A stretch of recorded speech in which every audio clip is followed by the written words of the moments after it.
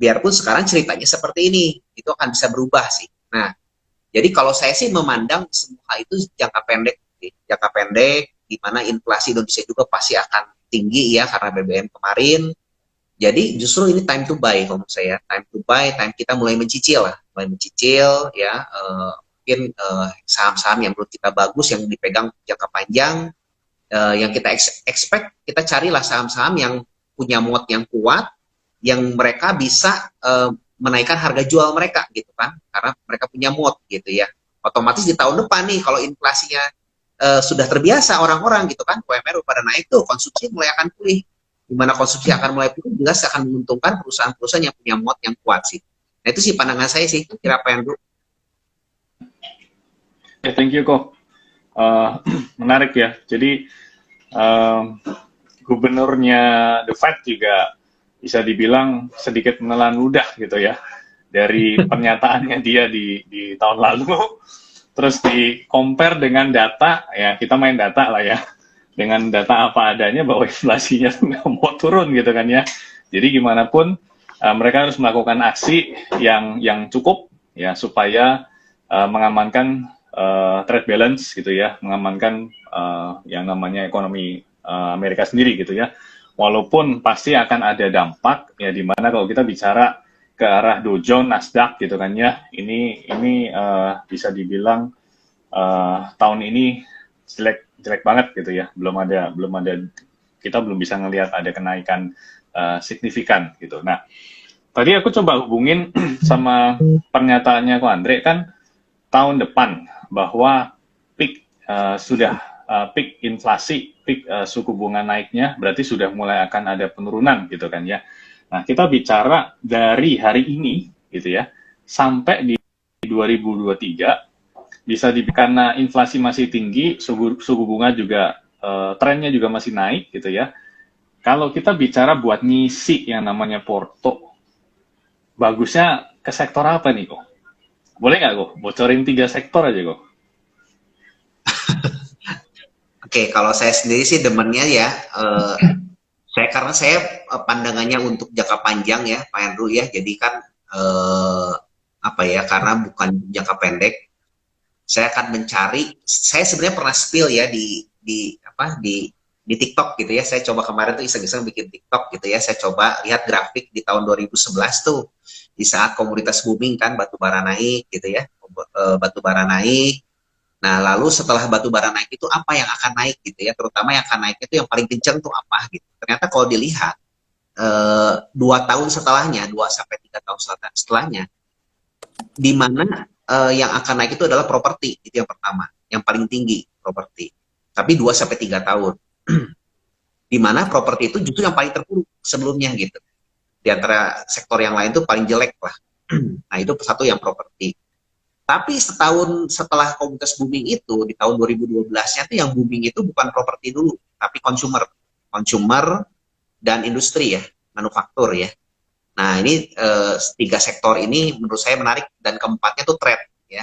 Keempat ini menarik. Finance naik, tapi di antara semua yang naiknya itu yang paling tinggi itu properti 2-3 tahun kemudian, keduanya consumer, ketiganya manufaktur, ketiganya trade. Itu sih menurut data yang 2011 ya. Nah, kalau saya sih apakah itu akan terulang ya? Menurut saya sih properti ini salah satu hedging ya, hedging inflasi kan. Kalau inflasinya tinggi kan juga properti ini kan banyak ya sekarang yang punya land bank tuh ya, dan diuntungkan ya, atau enggak yang punya bangunan-bangunan juga kan, yang lama-lama udah ngebangun juga, mereka juga diuntungkan ya sebenarnya ya. Kalau menurut saya sih menarik sih properti ini ya, bisa kita lihat ya. Tapi kalau untuk setahun ya, tahun depan saya sih masih berharap consumer, karena consumer ini juga balik lagi ya, bagi industri yang punya moatnya kuat dan mereka bisa pass on harga ke customer gitu ya. Mereka harusnya tahun depan tuh akan cukup diuntungkan ya, karena kan tahun depan harusnya kayak UMR gitu kan menyesuaikan tuh, naiknya sesuai dengan inflasi, naiknya tinggi, daya beli makin pulih. Nah, harusnya cukup diuntungkan. Jadi kalau saya sih senangnya kalau mau yang setahun 2 tahun ya consumer lah, oke. Gitu. Tapi kalau mau yang jam naik, yang ini ya properti, oke. Gitu, ada nggak kemungkinan dari sektor yang tadi kok Andre sebutin bisa jadi sebuah saham atau emiten yang nanti menghasilkan multi bagger gitu. Karena dilihat kan sekarang ini kan memang kok Andre sama CVV bahasnya tentang multi bagger terus kan. Nah, di saat yang sekarang ini itu kita dilanda merata atau masih belum pulih lah istilahnya ya, masih ada goncangan-goncangan kayak gitu. Sebenarnya ada nggak sih kesempatan untuk kita mendapatkan saham multi bagger di saat kayak gini? Gitu pertanyaanku. Oke. CVV mungkin Cik, mau jawab Cik. Andre aja lah udah pakar multi bagger. Oke. Ya, kalau untuk ngomongin peluang, justru saya melihat saat ini banyak peluang ya. Banyak peluang banget gitu kan. Kalau saya sih senangnya tuh agak berbeda ya. Kalau saya pernah baca buku namanya tuh Acquire Multiple, teman-teman bisa baca di sana ya. Justru saya mencari perusahaan-perusahaan bukan yang bagus, justru perusahaan-perusahaan yang jelek kalau saya. Yang jadi nanti akan mean to reversion. Artinya tuh mereka yang sekarang yang jelek tuh akan jadi bagus gitu ya. Nah, ada nggak consumer nih yang perusahaan-perusahaannya yang sekarang lagi diterpa badai gitu kan, lagi jelek ya, tapi nanti saat performanya bagus tuh mereka akan legit gitu ya. Saat ini ada, dan saya sih sedang ngumpulin ya, tapi saya belum mau spill ya untuk emitennya teman-teman. Kita ngomong ini cuma Andre di gimana? kita ngomong dua di chat. Ya, tapi artinya tuh peluangnya masih selalu ada lah, masih selalu ada menurut saya tuh yang menarik ya. Nah, di sekarang ini kan dulu kan sektoral kayak EBT gitu kan nggak ada ya di zamannya kemarin tuh kan di tahun 2011 gitu. Nah, sekarang ini justru menurut saya sih ada beberapa emiten EBT juga yang menarik. Itu yang kedua ya. Kita bisa perhatikan juga gitu kan. Atau mungkin yang tadinya menjadi loser jadi akan jadi winner ke depannya. Nah, ini juga bisa kita perhatikan sih. Itu sih, masih peluang masih banyak sih menurut saya. Oke, Pak Andrew, balik Pak Andrew. Aku ya nambahin pertanyaan disebut properti gitu kan ya. Ini kaitannya sama construction juga karena kita geliat pembangunan di ibu kota baru ya di Kalimantan Timur sana kan tetap ongoing ya, tetap jalan ya walaupun ya kemarin sempat ada hambatan sedikit di pandemi, tapi siapa sih sektor mana sih yang pandemi nggak kehambat gitu kan ya. Nah sekarang sudah mulai jalan lagi, terbukti dari kalau yang ku baca dari beberapa apa namanya kontraktor di sana yang SOI gitu kan ya, itu kan kontraknya juga terbantu banget nih karena memang lagi pembangunan gede-gedean di sana.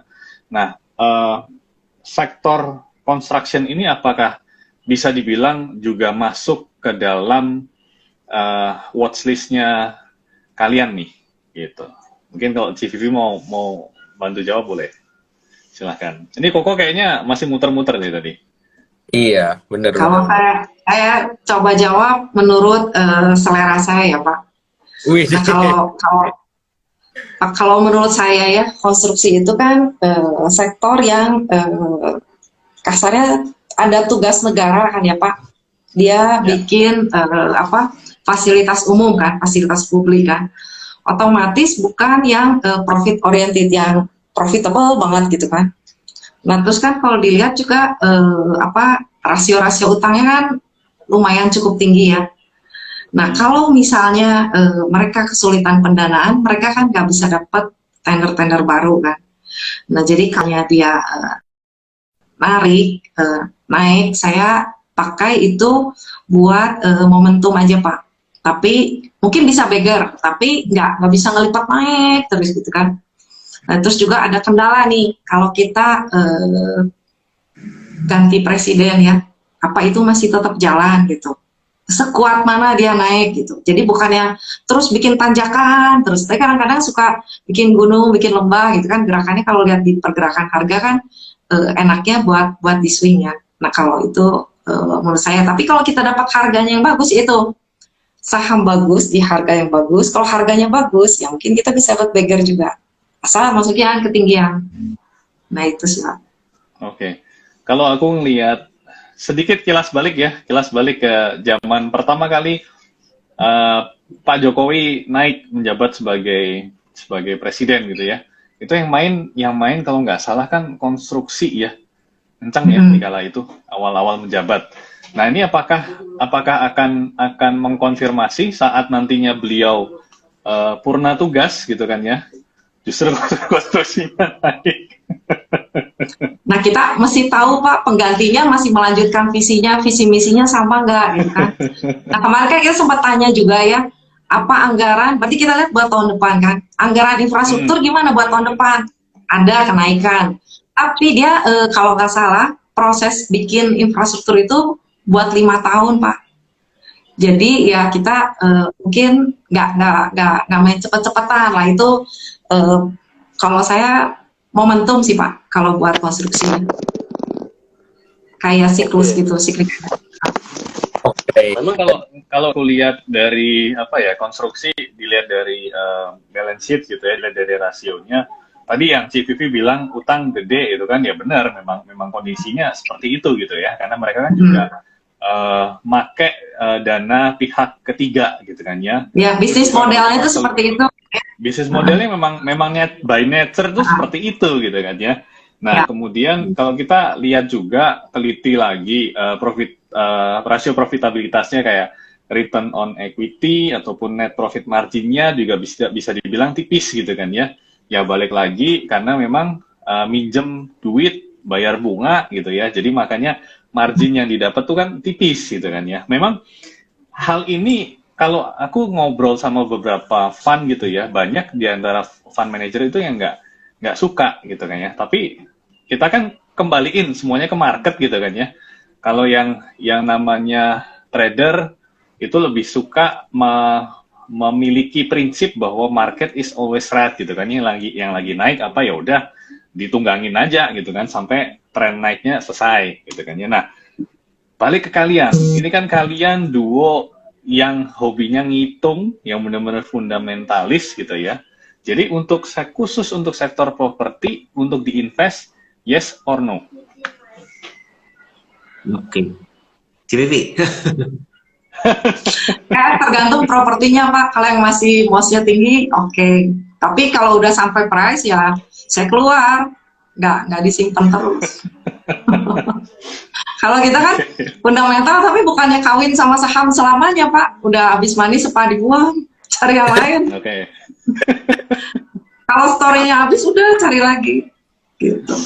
Nah, berarti aku mau nanya kita, oh iya, banyak itu pertama kali saya pertama kali belajar fundamental itu kan pasti ngelihatnya tuh Warren Buffett tuh. Warren Buffett tuh selalu ngomong kan, katanya tuh my favorite holding period di stok tuh apa, forever katanya kan, kalau kita sebut kan. Cari yang secara balance sheet lah, secara keuangan, secara cash flow, free cash flow-nya bagus gitu ya.